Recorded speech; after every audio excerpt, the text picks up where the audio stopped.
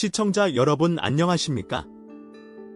그전 뉴스 심층 보도 시간입니다.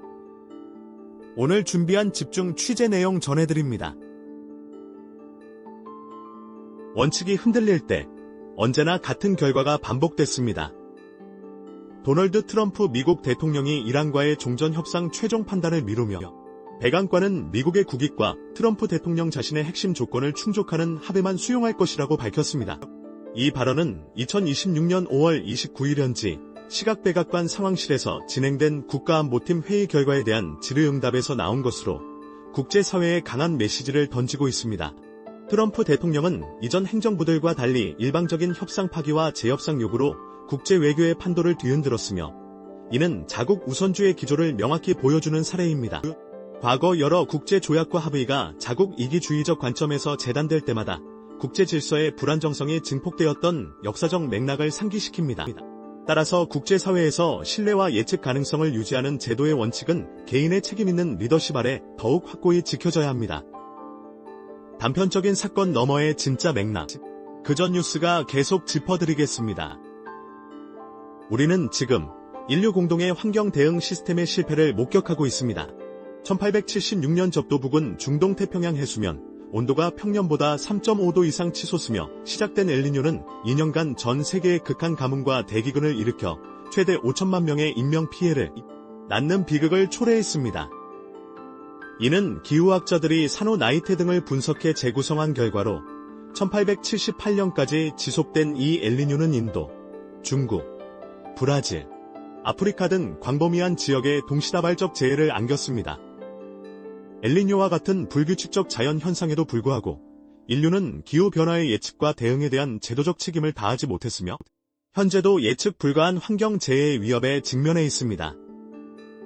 이러한 전 지구적 위기 앞에서 각국은 시장경제의 효율성을 바탕으로 기술혁신과 자원 배분의 최적화를 통해 실질적인 해결책을 모색하고 국제적 협력이라는 원칙 하에 개인과 국가의 책임을 다해야 합니다. 흔들리지 않는 기준과 팩트. 저희 채널을 구독하시고 지켜봐 주십시오. 법치와 원칙이 흔들릴 때 그 균열은 숫자만큼 명확하게 드러납니다. 국민의힘은 2026년 5월 30일 이재명 대통령의 사전투표 투표지 노출 논란과 관련하여 이 대통령을 공직선거법 위반 혐의로 고발했습니다.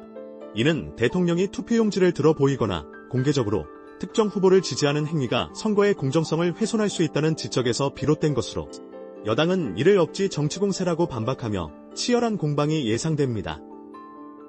지난 63 지방선거 및 국회의원 재보궐선거를 앞두고 발생한 이 사건은 선거 과정에서 공정성과 법치주의 원칙이 얼마나 엄격하게 지켜져야 하는지에 대한 중요한 질문을 던집니다.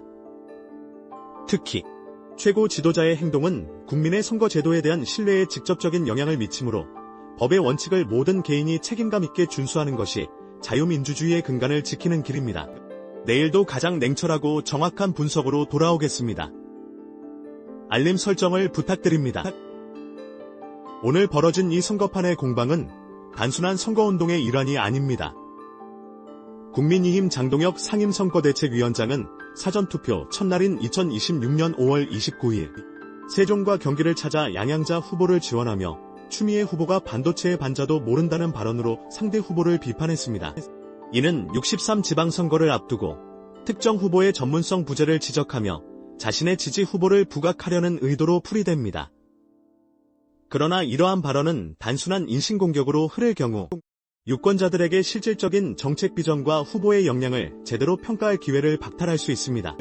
자유로운 경쟁이 보장되어야 하는 선거운동의 본질은 정책과 비전을 통해 미래를 제시하는 것이며 유권자의 합리적 선택을 돕는 책임 있는 정보 제공과 품격 있는 논쟁의 원칙이 지켜져야 합니다. 단편적인 사건 너머의 진짜 맥락. 그전 뉴스가 계속 짚어드리겠습니다. 오늘 준비한 심층 소식은 여기까지입니다. 진실을 향한 시선. 그전 뉴스였습니다. 잊지 말고 구독을 눌러 내일의 뉴스도 함께 해주세요. 고맙습니다.